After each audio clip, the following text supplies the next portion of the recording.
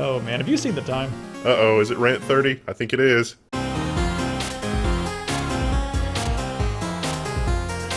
It is so Rant 30. The TPP leak. What's the TPP? The TPP. So I thought we were going to break into a rap song there for a second. The Trans-Pacific Partnership. Well, what is that? I mean, the Trans-Pacific Partnership, that's a terrible name. That doesn't, well, it sounds so innocuous. I mean, it's like, I don't know. Innocuous?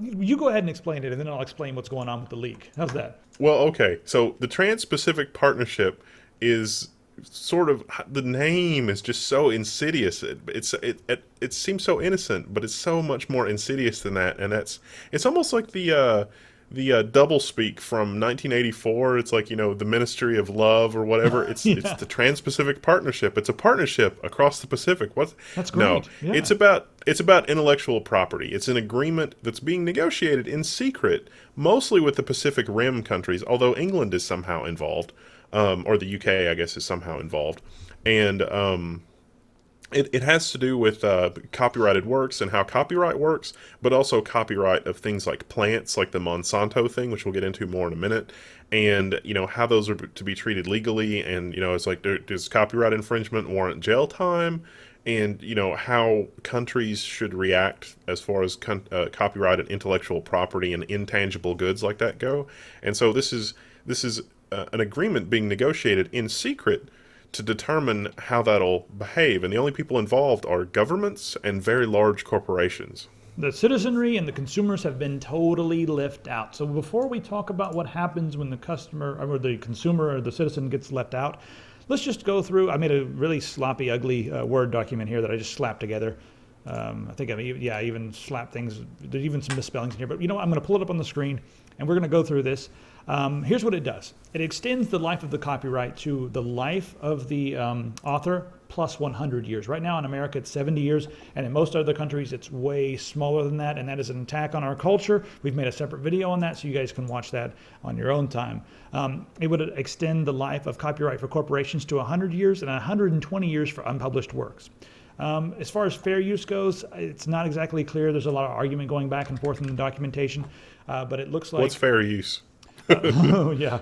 Fair use means that if someone else has a copyright on something, you're allowed to use their copyrighted material for criticism. You're allowed to use it, for snippets, for example, and that sort of thing. You're allowed to, But this does away with that. It does away with a lot of it, yes, and that's what the U.S. wants. And the U.S. also wants a lot of the ISPs to be held responsible for infringements, and that would force the ISPs to police things, and they don't have the manpower to do that. So what you would end up getting is the ISPs would, in turn the internet into television, where you would have 5 or 6 channels that they had complete control over, and then they wouldn't have to worry about getting in trouble for copyright. And that's what the U.S. wants, and some other countries are fighting back about this, but I mean, the bottom line is that internet becomes TV, and that is not a good thing. It would also make it totally illegal for you to circumvent DRM, and that's already the case in America. Like, if you circumvent DRM, you're breaking the law. There are some very, very narrow exceptions in the DMCA, but those have been closed off over the years. There used to be an exception for unlocking your cell phone, and even Obama was like, no, we need to let people unlock their cell phones. But it's so messed up here that, unlocking your cell phone forcibly, hardware that you own, is a gray area, and it's not legal on consoles either, like doing a mod chip for consoles, unless you can figure it out totally on your own with no resources from the internet, which is, just absurd. Well, what America wants is... they want they want the circumvention of DRM to be illegal, even if the content that you're watching is not copyrighted. Did you hear that?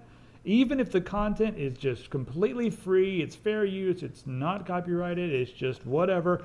If there's DRM involved and you circumvent that DRM, that is the problem. Not watching the free-to-watch material. The circumvention of the DRM is illegal no matter what.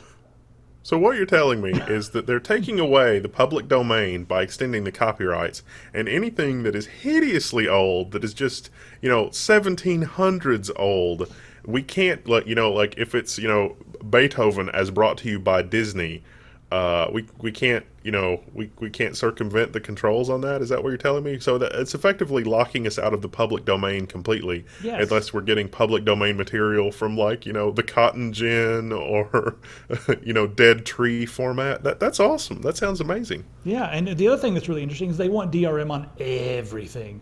They want DRM in HTML5. They want it on everything on the internet. So therefore, if you get around anything, even if it's some free content, I mean, it's just so absurd. I can't keep a straight face. It's like, wait, there's more ephemeral copies. Like when you have a server and you're transferring something, or you've got one computer and you're transferring a file between the two, there's an ephemeral copy. There's like copies in both places. Those copies, according to what the U.S. wants, could be infringing.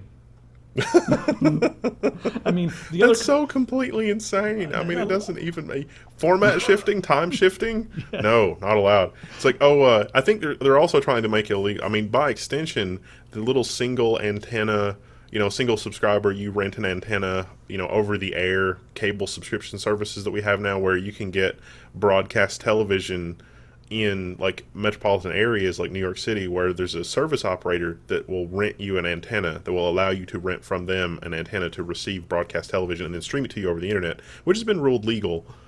This would also sort of close the loophole on technologies like that, because you've got the quote unquote extra copy floating around. So this is of course consumers are not going to be involved, because they would vent their spleen trying to stop it.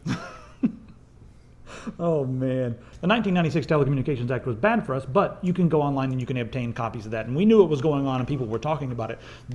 People are flying in secret jets. They're taking secret cars to secret locations a mile under the earth, and they do not want anyone to even know about it. So that really worries me. I want to talk now about what happens when the citizenry is locked out of the room. What can happen to us? How are we impacted in all this? And we have a very good example, because right here in the TPP, the U.S. wants all the rest of the world to start putting patents and trademarks on biological material. I'm talking like plants and animals. They want those to be patentable. And most of the other countries are like, you are out of your mind. No, you're crazy. But look, that's happened in this country. Monsanto has put a patent on seeds and therefore has disallowed many farmers from using their own seeds. The farmers can't use their own seeds. They have to buy from Monsanto, or else Monsanto is going to sue them. So they were able to get a patent, and here's the reason they got a patent. They were able to prove that the seeds that they had were unique, completely unique and different enough to justify a patent. However, when they go to the freaking stores, we are like, what, you got a patent on seeds? Well, just tell us which ones are genetically modified. We want to know these things. But when we go to the store, they're not labeled, because Monsanto paid the FDA to say that those products were not unique enough to be different from the original, so they don't need to be labeled. Do you see how we got screwed by not being a part of that? It's just ridiculous. It's different, but it's not different. Yeah, it's different enough to give us a patent. Yeah, we'll take that. But it's not different enough to put a label on it. No. It's not different in that way.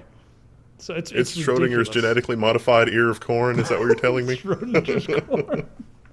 Oh my God, that's a great name for a documentary that someone should make. Schrodinger's corn. I don't think anybody would get it except for our viewers. Yeah. All right, and they're all here, so hi everybody.